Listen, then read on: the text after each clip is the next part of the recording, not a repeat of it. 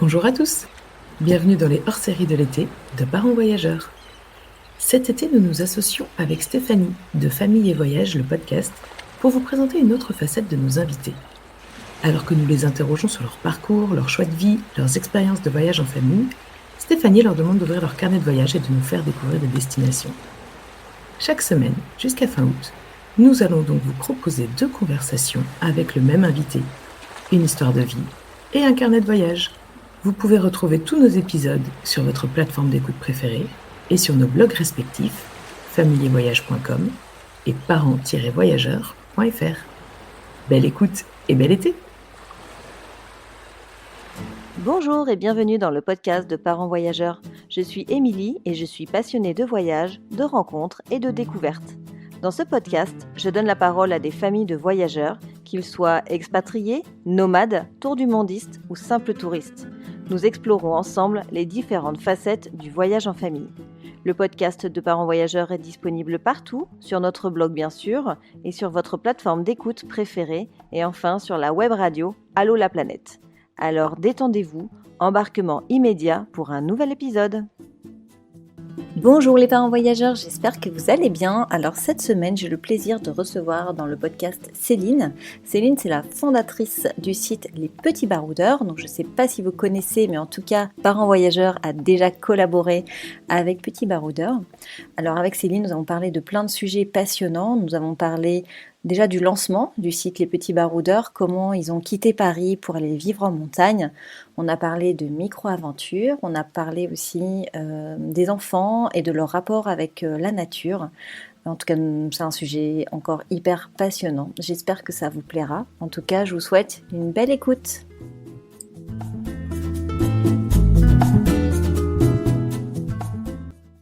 Bonjour Céline, merci d'avoir accepté mon invitation pour venir dans le podcast. Je suis heureuse de t'accueillir aujourd'hui. Bonjour Émilie, merci à toi. Alors Céline, est-ce que tu peux commencer par te présenter ? Je suis Céline Lacombe. Je suis l'heureuse maman d'Eva qui a 9 ans et de Léo qui a 7 ans. Et je suis donc avec leur papa, avec qui je suis mariée, qui est Fred Lacombe. Voilà. Donc, on habite en Haute-Savoie et puis on a un site qui s'appelle Les Petits Baroudeurs c'est nos enfants qui en sont l'inspiration, mais je pense qu'on en discutera et voilà.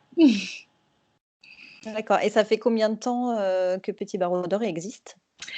En fait, les Petits Baroudeurs existent depuis le moment où on est arrivé en Haute-Savoie, c'est-à-dire qu'on a quitté Paris avec, on va dire, 2 bébés sous le bras, littéralement. C'est-à-dire que, donc il y a 7 ans, juste quand notre fils, donc notre deuxième, venait de naître, ça nous trottait, on va dire, dans la tête depuis un petit moment déjà, j'avoue. On avait super envie d'élever nos enfants plus près de la nature. Parce que nous, c'était l'éducation qu'on avait eue et puis ça nous semblait assez naturel. Enfin, c'était des valeurs importantes qu'on avait envie de leur inculquer.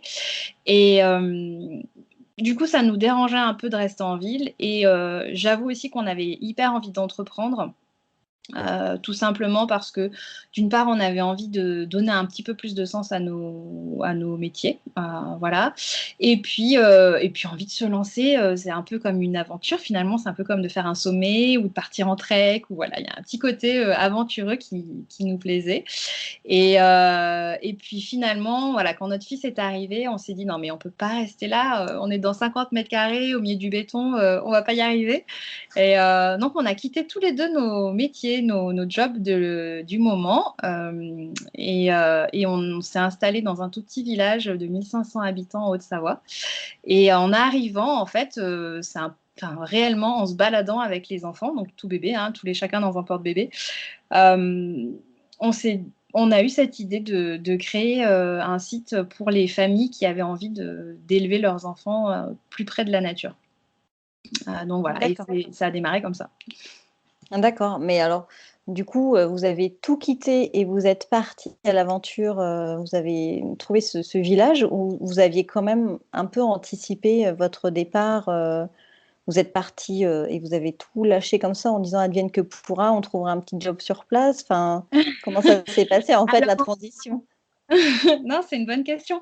En fait, on avait déjà un autre site qu'on gérait, qu'on maintenait en parallèle de nos jobs, qui est un média dans l'outdoor, parce que on va dire que la montagne, l'aventure, c'est toujours des domaines qui nous ont plu.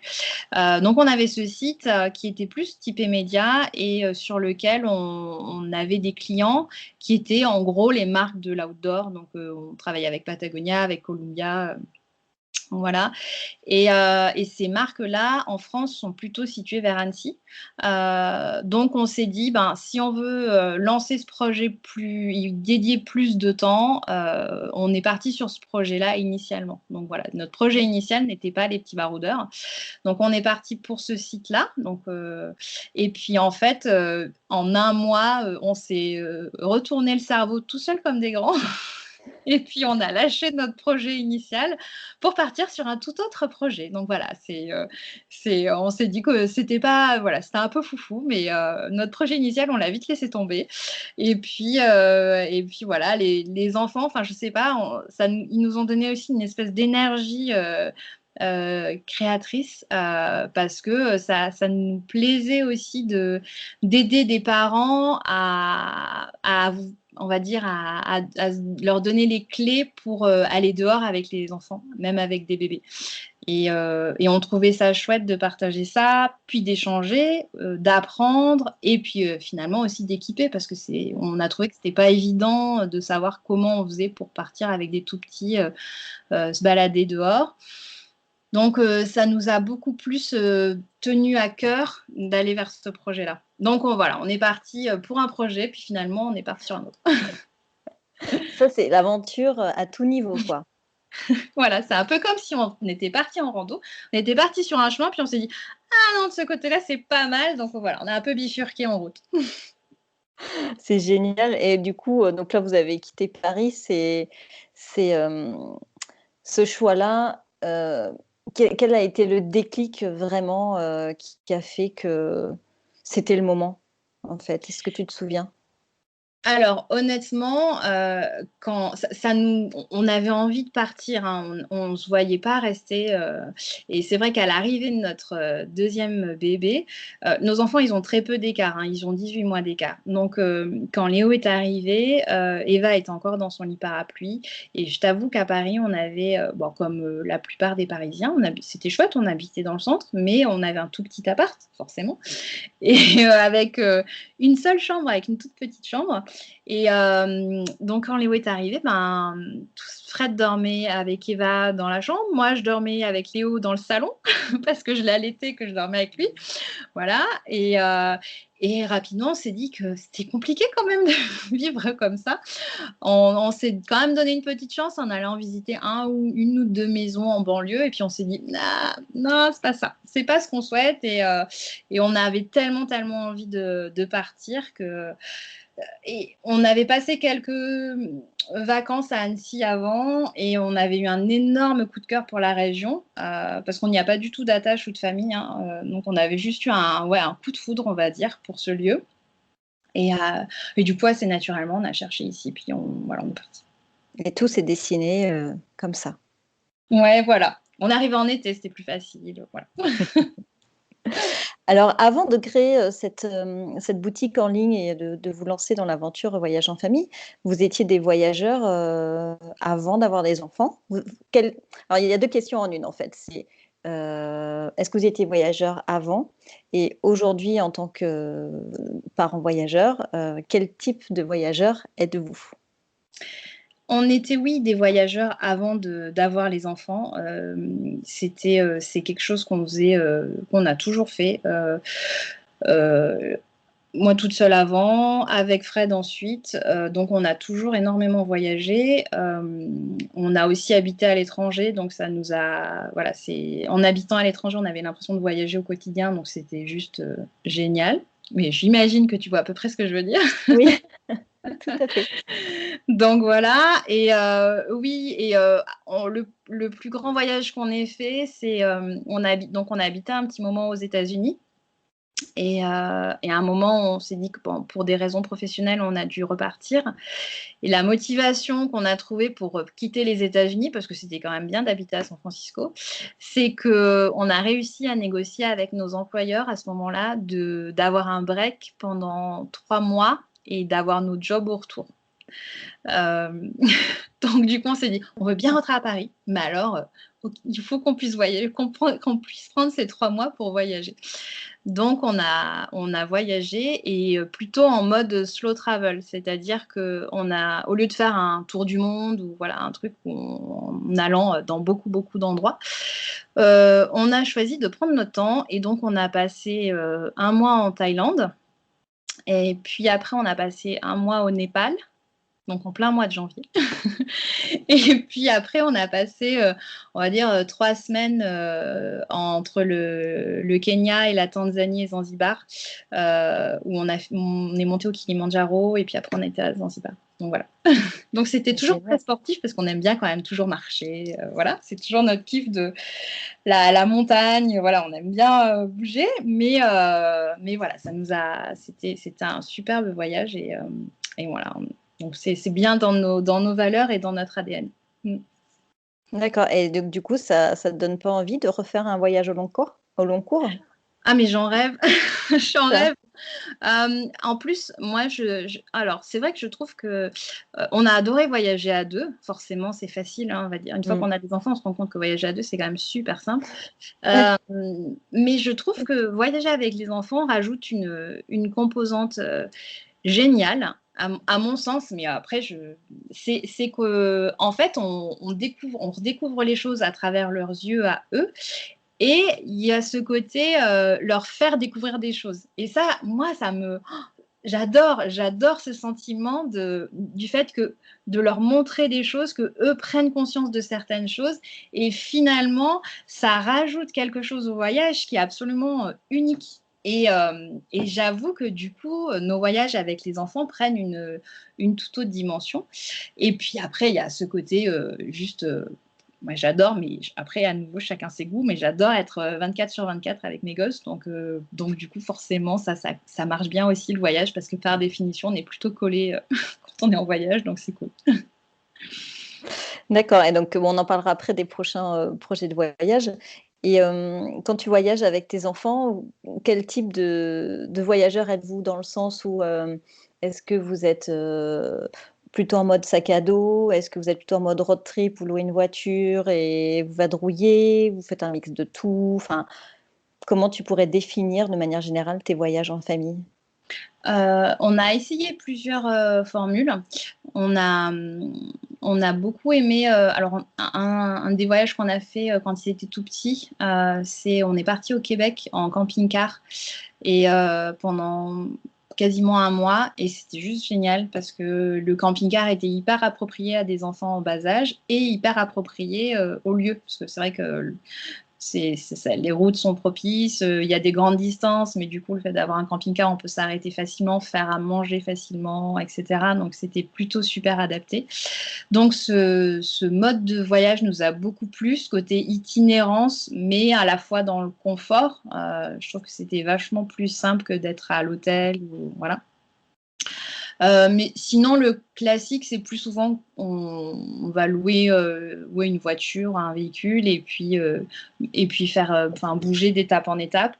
On est allé en Norvège, par exemple, où on a du coup loué une voiture, et puis on a plutôt privilégié des guest house, mais on avait pu prendre notre tente. Donc on a une petite tente de bivouac, donc elle rentre dans les valises, c'est chouette. Et du coup, on a pas mal dormi sous tente aussi, en bivouacant, et la Norvège s'y prête pas mal, ou en camping. Et du coup, on était bien plus proche de la nature. Et du coup, quand on peut voyager en étant voilà, au plus proche de la nature, ça nous plaît encore plus. Alors, c'est pas adapté à tous les pays. Mais là, pour le coup, ça l'était bien, et je le conseille vraiment. Pouvoir dormir sous la tente en Norvège, c'était juste dingue. Ça donne envie en tout cas. Et du coup, tes destinations, tu les choisis forcément comme ça, avec cette proximité avec la nature, ou c'est en fonction des envies, ou comment tu choisis de ce fait tes prochaines destinations? J'avoue que c'est pour nous, c'est le critère numéro un, effectivement.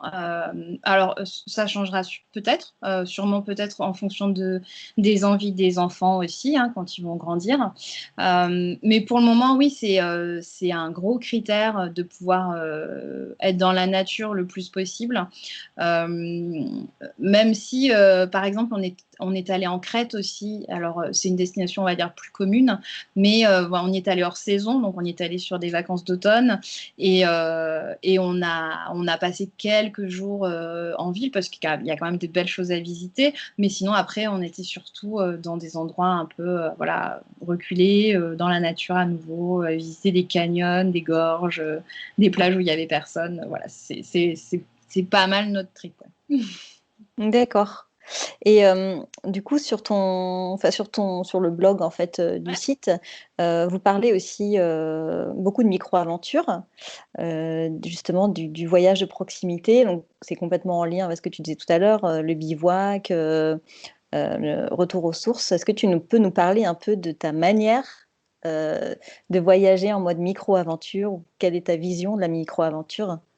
Alors, c'est vrai qu'on aime beaucoup sortir au plus proche de chez nous aussi, parce que finalement, ça revient à ce que je t'ai dit qu'on aimait bien, c'est-à-dire à passer du temps avec les enfants. Et c'est vrai que souvent, il vaut mieux sortir de la maison pour se dégager des contraintes. Puis, bah, quand on a sa boîte, on est très, très tenté d'ouvrir son ordinateur et de se remettre à travailler un peu n'importe quand, tout le temps. Voilà. Ça, c'est Donc voilà. horrible. Je suis contente que tu le dises, parce que j'ai l'impression des fois que c'est presque maladif, quoi, comme une drogue. C'est Ouais, ouais, donc du coup, c'est vrai que c'est l'avantage de partir dans la nature, c'est qu'on coupe forcément, enfin on coupe, on a toujours son téléphone, mais c'est quand même pas pareil, donc on coupe plus facilement de tout ça. Et puis, je trouve que pour les enfants aussi, c'est toujours plus facile de leur proposer quelque chose qui sort un peu du commun que juste de leur dire ah bah tiens on va marcher. Bah, marcher, même mes enfants où pourtant nous on est à fond, on met en valeur en avant la rando et tout. Si on leur dit juste on va marcher, bof quoi. En revanche, si on leur dit venez, on va dans, vous savez, ce champ qu'il y a là-haut, etc. Ben, on vous propose, on y va, on fait un petit feu, on fait griller des chamallows et après on redescend.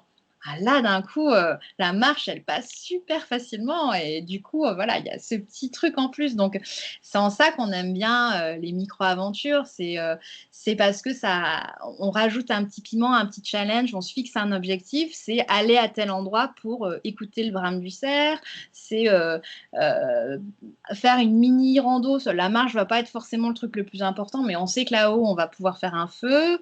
Voilà, ou aller dans une grotte. Donc voilà, et on marche et puis il y a des grottes pas très loin de chez nous. On va visiter une grotte, c'est chouette. C'est pas des trucs dingues, mais il y a un côté un peu différent et un peu inhabituel qui motive aussi vachement les enfants, tout Mm. simplement. Ouais, il n'y a pas de secret quand tu rends les choses un peu plus ludiques, Mm, tout de suite, tu arrives à les fédérer beaucoup plus facilement, quoi.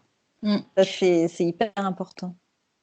Et cet été, du coup, du coup, comme beaucoup de monde, on n'est pas parti loin, hein. Et par exemple, on est parti faire une descente de rivière. Donc, on a descendu l'Allier pendant 5 jours en bivouac. Donc, on a loué des canoës, on a pris avec nous la tente et de quoi manger. Et du coup, on était sur la rivière et juste, c'était la vraie aventure parce que pouvoir pagayer, s'arrêter, pique-niquer, puis repagayer, se baigner, se arrêter, trouver un endroit pour faire un bivouac, s'assurer que on avait le droit, que c'était chouette, qu'on allait déranger personne et ne pas être dérangé. Et puis là, poser la tente, faire un feu et voilà, faire griller nos pommes de terre et nos chamallows. Puis c'était chouette. C'est vrai que ça vend du rêve quand même, quand tu nous le racontes comme ça. Les enfants, ils doivent avoir l'impression de vivre comme des aventuriers, en fait, quand vous partez comme ça. Alors, c'est vrai qu'ils aiment. Alors, c'est paradoxal. C'est-à-dire que certes, ils adorent ça, donc on n'a pas besoin de les motiver pour le faire.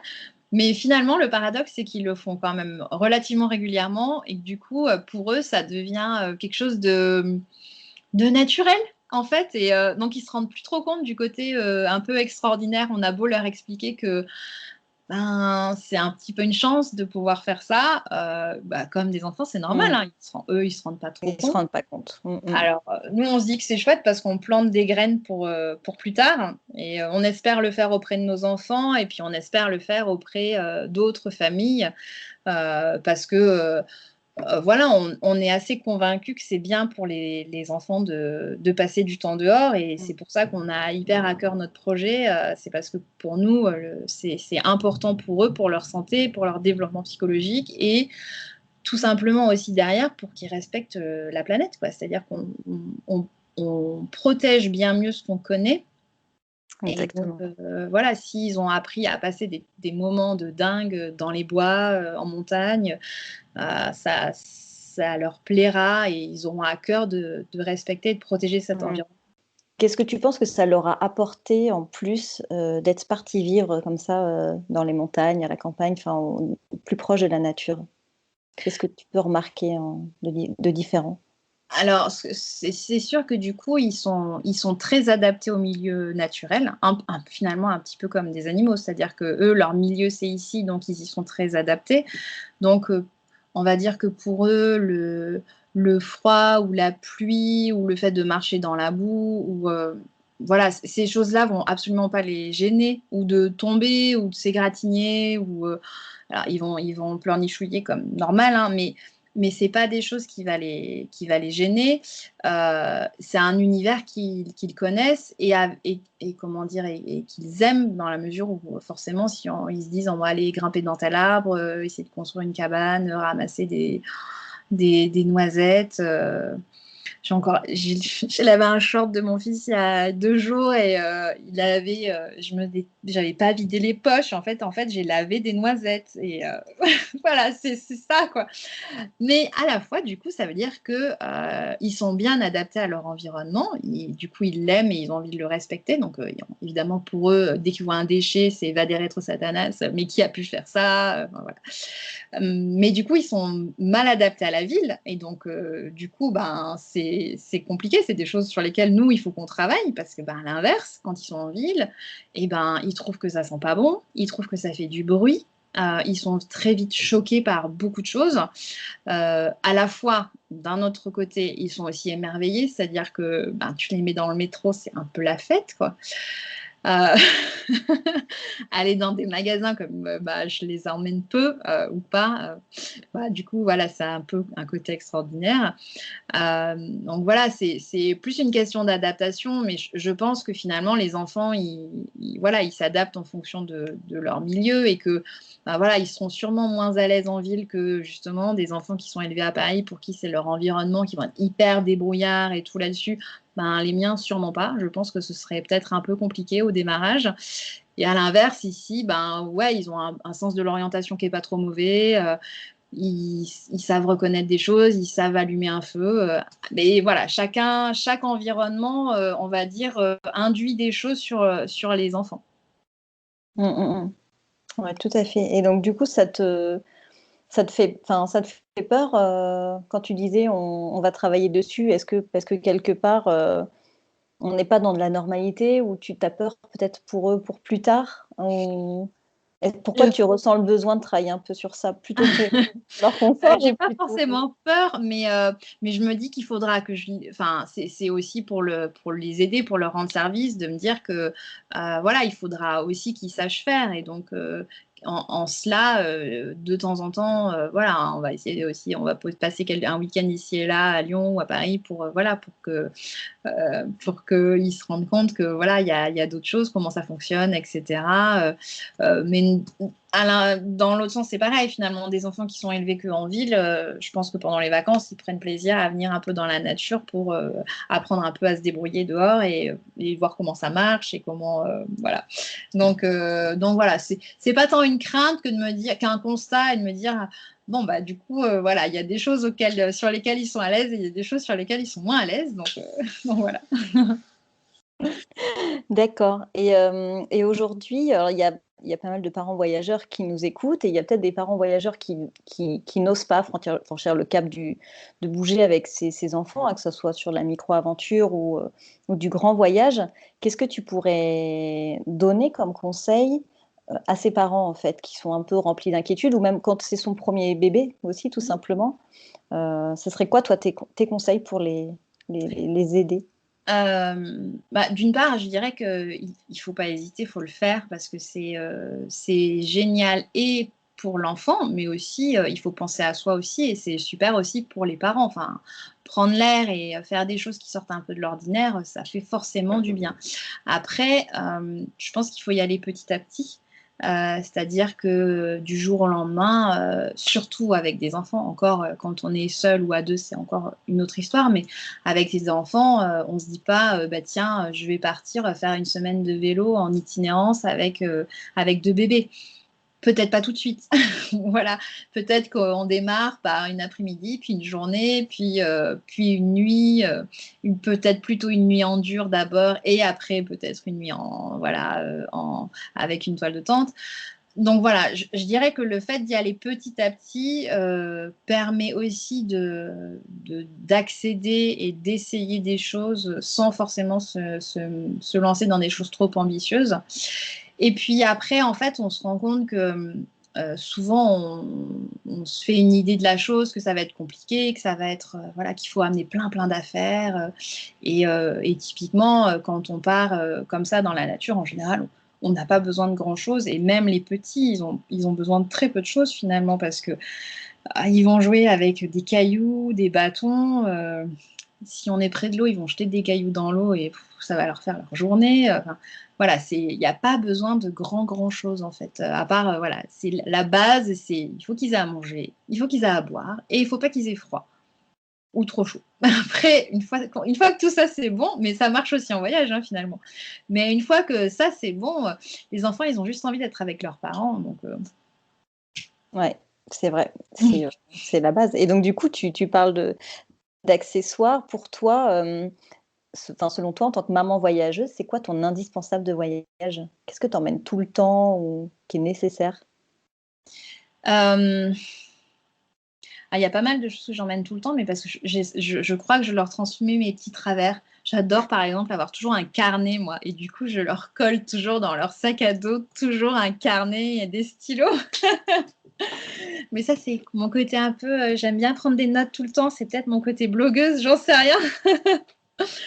Donc, mais ça, c'est pas forcément indispensable, on est bien d'accord. C'est ce que j'aime bien prendre moi. Je pense que du coup, les indispensables aussi évoluent en fonction de l'âge des enfants. Et je pense qu'effectivement, quand ils ont une dizaine d'années, on n'est plus forcément sur l'indispensable porte-bébé, etc. Mais effectivement, Voilà. le carnet Alors, peut non, mais être... honnêtement, quand ils étaient plus petits, effectivement, je partais toujours avec, alors, la base, c'est-à-dire que j'avais toujours une tenue de rechange. Parce qu'on ne sait jamais et parce que je suis plutôt pour qu'ils traînent dans l'herbe, quitte à ce qu'ils se mouillent ou voilà, enfin, selon le contexte. Mais voilà, toujours un change, toujours un porte-bébé d'appoint. Donc, type, voilà, les porte-bébés qui se replient, il y en a quelques-uns, mais voilà, qui sont top. Ça fait une petite pochette et puis, on peut le dégainer un peu n'importe quand. Et j'avoue que ce porte-bébé-là, donc on avait le Boba X de mémoire, ou le Boba R, je ne sais plus comment il s'appelle. Et du coup, il nous a sauvé la vie, mais tellement de fois. C'était pour une sieste, pour un petit coup de fatigue, voilà. Et après, une fois qu'il n'était plus au sein, je sais que j'avais souvent de l'eau, en fait, juste des gourdes, une gourde, parce que les enfants, les petits, même après, mais je trouve que tout petits, ils ont souvent soif à des moments, voilà. Enfin, quand ils ont soif, ils ont soif. Et avoir à manger, c'est important, mais j'arrive à les faire patienter. Quand ils ont soif, c'est plus compliqué. Et puis toujours, acheter des bouteilles d'eau, c'est pas top, c'est pas très écolo et tout. Donc voilà, toujours une petite gourde sous la main. Voilà à peu près la base, on va dire. C'est une bonne base. Et j'ai d'autres questions qui s'enchaînent dans ma tête là. Par rapport à vos valeurs justement écologiques, est-ce que tu peux nous parler un petit peu de tes engagements? Je sais que en tout cas, Petit Baroudeur propose beaucoup de produits pour limiter les déchets, etc. D'ailleurs, on a vos gourdes réutilisables, on adore. Enfin, quelle est votre démarche en fait aussi par rapport à ces produits-là euh, Pourquoi vous mettez en vente ces produits-là en fait? C'est quoi votre démarche et votre envie au travers de ça? Alors, chez les petits baroudeurs, je dirais que notre engagement vis-à-vis de l'écologie, il est à plusieurs niveaux. Le premier, c'est un peu ce que je disais tout à l'heure, c'est-à-dire que le fait pour nous d'encourager les parents à ce que les enfants soient dehors dans la nature, c'est que plus tard, ces enfants-là, a priori, ils devraient être sensibles à ces problématiques d'environnement. Ensuite, ce qu'on essaye de faire, effectivement, c'est d'avoir des solutions un peu malignes de produits qui vont réduire les déchets tout simplement. Donc, tout ce qui va être gourde, boîte, c'est des choses pratiques où effectivement, ça fait que si on peut mettre un sandwich ou de la compote ou un petit pot dans une boîte, c'est toujours mieux que des emballages jetables. Donc voilà. Et puis après, ça va être aussi dans le sourcing de nos produits, par exemple sur de l'habillement ou sur d'autres types de produits où on essaye de trouver des marques qui ont elles-mêmes un engagement dans plusieurs éléments, soit dans le mode de fabrication, c'est-à-dire qu'avoir des produits qui sont fabriqués dans des usines qui vont être éthiquement responsables, c'est-à-dire que tout simplement les gens qui y travaillent dans de bonnes conditions. Donc ça nous tient aussi à cœur. Et des marques qui vont s'engager aussi sur les matériaux eux-mêmes, soit des polyesters recyclés si on parle de polaire par exemple, soit des cotons bio si on est sur des produits en coton.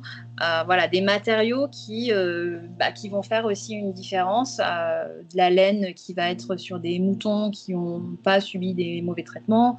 Voilà, donc il y a toute cette démarche qui est importante pour nous.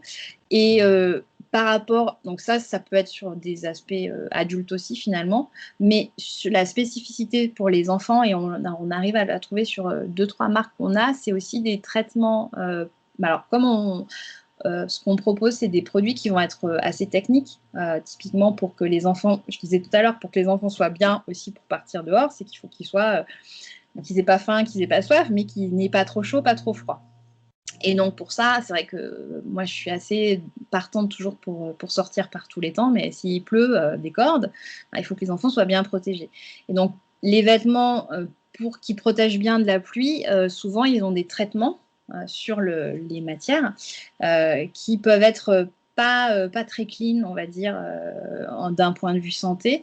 Et quand on sait que les bébés, typiquement, ou les enfants, même, ils vont mâchouiller leurs manches, etc., on se dit, oulala, la cata.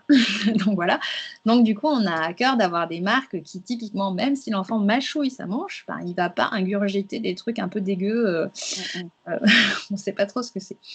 Donc voilà à peu près aux différents niveaux, les engagements qu'on prend au Petit Baroudeur. Après, on fait du mieux qu'on peut. Si on pouvait n'avoir que des produits fabriqués en France et tout, ce serait génial. Mais juste, c'est pas possible en fait. Des chaussures fabriquées en France pour des enfants qui soient hyper techniques. En fait, on n'en a pas trouvé. Et puis, on n'a pas non plus envie d'avoir que des produits qui sont complètement inaccessibles en termes de budget. Parce que ça, du coup, on ne résoudrait pas notre premier objectif, qui est d'essayer de faire en sorte d'aider les familles à ce que les enfants aillent dehors. Si on n'a que des paires de pompes à 150 €, Ben, c'est compliqué une paire de pompes à 150 €. Je suis la première à le reconnaître. Donc, du coup, bah, forcément, ça freine un peu. Donc voilà, c'est hyper important de réussir à garder des produits accessibles et pour autant de faire le maximum qu'on peut pour que les produits soient quand même les plus clean possibles. Ouais, je me doute que ça doit être un peu compliqué. Pour le site, c'est quoi vos prochains projets? Est-ce que, les petits baroudeurs va évoluer vers des nouveaux, projets? Vous avez des idées en tête, pour développer ça justement, l'accessibilité aux parents, leur donner envie de sortir et cetera? On a passé une étape récemment qui a été de lancer un nouveau site. Donc pour nous, c'était une grosse étape parce qu'on avait le même site depuis le lancement, donc depuis 6 ans. Donc c'était un gros, gros projet qui nous tenait à cœur. Et donc par là, bah, notamment la partie blog, la partie, on va dire, média, est bien mieux mise en avant.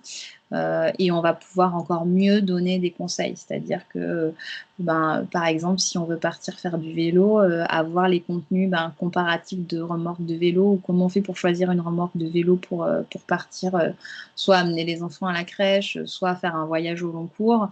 Voilà, c'est hyper important d'avoir ces éléments-là et que le contenu, que les articles qu'on a écrits soient faciles à retrouver. Donc voilà. Euh, Après, un de nos projets aussi, c'est qu'aujourd'hui, on a organisé, on a organisé, donc pas cette année, mais l'année d'avant, parce que cette année, c'était compliqué, on a organisé un festival qui s'appelle le Festival Baroudé en famille, où on a regroupé des familles le temps de 3 jours, d'un gros week-end, pour passer du vrai temps dehors dans la nature, à dormir sous la tente, à être au coin du feu avec les enfants et à faire plein d'activités dans la nature, voilà, apprendre à reconnaître les feuilles des arbres, à se faire un abri, faire de la rando avec des ânes, voilà. Donc, on s'est rendu compte que c'était quand même quelque chose de chouette, quelque chose d'hyper important et que finalement, l'expérience, elle ne peut être totale que si on va jusqu'au bout. C'est-à-dire que c'est bien d'inspirer par le net, de conseiller, d'équiper les enfants, mais on se rend compte qu'il manque toujours ce petit truc de la vraie vie concrète derrière, d'y aller vraiment ensemble. Et donc, on l'a fait, donc quelquefois, on l'a fait via le festival, on l'a fait avec le club alpin français où on est allé amener des familles dormir en refuge avec des tout petits, des petits bébés. Donc voilà, c'était génial. Et du coup, un des objectifs, ça va être d'aller plus loin de fournir plus d'expériences et plus de choses concrètes, voilà, d'événements où on peut se rassembler et voilà, et donner des pistes. Alors voilà, on ne pourra pas le faire tout le temps pour tout le monde, mais voilà, de le faire plus régulièrement et plus fréquemment. Et vous, en tant que parents voyageurs, alors quels sont vos projets? Alors, soit vos prochains projets de voyage, s'il y a voyage, mais voilà, à la limite, on peut se dire hors circonstances actuelles, ou prochains projets de vie, tout simplement. Prochain projet de vie, pour le moment, on est plutôt bien au pied de notre montagne, donc on va pas complètement tout changer maintenant. En revanche, on a énormément d'idées et d'envie de voyage. J'avoue que finalement, on s'est rendu compte que ça n'enlève rien au fait qu'on adore barouder juste à côté de chez nous, mais oui, on a quand même des envies de voyage. Aussi par rapport à ce que je te disais tout à l'heure, c'est-à-dire que on trouve ça tellement génial de faire découvrir des choses aux enfants, des choses différentes qu'ils n'ont pas l'habitude de voir pour qu'eux portent leur regard différent du nôtre sur d'autres cultures et tout. Ça, voilà, ça nous fait super envie. Donc, alors, moi, j'ai une destination, je ne sais pas pourquoi je me suis mis en tête depuis plusieurs mois, mais j'adorerais aller au Sri Lanka avec les enfants parce que j'ai l'impression que ce serait, voilà, que j'ai écouté plein de podcasts sur le sujet, j'ai lu des bouquins, des articles, je me dis: «Oh là là, ce serait trop chouette». Il y a un côté, hyper, différent, voilà, culturellement, au niveau des paysages, au niveau des gens, au niveau des animaux. Enfin, j'ai l'impression que, voilà, On irait dans quelque chose. C'est ce dont tu as envie là, dans les... Ouais, là j'avoue, bon, ça fait un petit moment qu'on en a envie qu'on en parle, mais bon, on n'est pas du tout passé au concret pour le moment. Donc voilà. Après, on avait un projet de trek au Maroc récemment, enfin pour les vacances de printemps dernières, qui me tenait beaucoup à cœur aussi parce que l'idée c'était de pouvoir aller dormir dans le désert, donc marcher dans le désert. Et à nouveau, il y avait ce côté découvrir un environnement différent. Et dans notre projet, on devait aller aussi dormir chez l'habitant. Donc voilà, l'idée c'était aussi de montrer aux enfants que des gens peuvent habiter différemment et voilà, voir des choses différentes. Mais on n'a pas pu le faire. donc voilà, c'est les deux projets qui sont en tête, mais avec pour le moment absolument rien de concret sur aucun des deux projets. Ouais, on a du mal à se projeter effectivement avec la situation actuelle. Et finalement, est-ce que le fait de ne pas pouvoir voyager vraiment librement, est-ce que ça te donne encore plus envie de voyager? Tu vois, est-ce que la micro-aventure te suffit en ce moment, ou est-ce que juste le fait de dire que comme tu peux pas le faire et que tu n'as pas l'opportunité de le faire, ça te manque? Je pensais pas que ça me manquerait, mais en fait, oui, en fait, oui, ça me manque. Alors, ça me manque à moi, mais parce que j'ai toujours beaucoup, beaucoup voyagé. Je pense pas du tout que ça manque aux enfants, très honnêtement. Eux, leur environnement proche et tout, alors ils adorent prendre l'avion. Alors, je sais que c'est pas du tout à la mode de dire qu'on aime prendre l'avion, mais mes enfants adorent ça parce que c'est Allez, c'est des synonyme de enfants. voyage, c'est synonyme de faire un truc chouette, d'être tous les quatre, voilà, de découvrir des nouvelles choses. Donc même si on se limite à une fois par an, donc au moment où on pouvait encore voyager, on se limite à une fois par an, mais voilà, mais eux, ça va pas leur manquer à proprement parler. Moi, un peu plus. mais on est tellement pas à plaindre que non, enfin, c'est chouette de faire ce qu'on fait, quoi. Donc voilà, c'est plus une petite envie en plus qui traîne dans la tête. D'accord. Est-ce que pour clôturer ce podcast, tu aurais un petit mot de la fin à nous partager? Une citation ou un sujet qu'on n'aurait pas abordé, parce qu'il y avait quand même pas mal de sujets. Un petit mot de la fin pour les parents qui nous écoutent. Alors, j'ai pas de citation en stock, j'y penserai pour la prochaine fois. Mais non, je dirais tout simplement que, surtout pour les nouveaux parents, donc quand on a un tout petit bébé où c'est pas forcément, on se pose plein de questions et il y a beaucoup d'inconnus, mais de se faire confiance en fait. Et pour ceux qui ont déjà l'habitude d'aller se balader, de partir en week-end, de partir en rando, etc., de se faire confiance et que le bébé, tant qu'il a ses parents à manger, il sera bien et qu'il faut pas hésiter à y aller, quoi. Faut pas hésiter à franchir le petit pas pour aller dehors et partir un petit peu à l'aventure. C'est un super mot de la fin. Merci beaucoup Céline d'avoir répondu à mes questions. Écoute, tu reviens quand tu veux pour nous parler des sujets que tu veux. Tu es la bienvenue. Merci à toi, c'était super d'échanger ensemble. Merci. Merci Céline, ciao. Salut. J'espère que ce nouvel épisode vous a plu. En tout cas, si c'est le cas, n'hésitez pas à lui laisser 5 étoiles sur votre plateforme d'écoute et pourquoi pas un petit commentaire. En attendant, je vous dis à mercredi prochain et je vous souhaite une belle semaine. Ciao, ciao.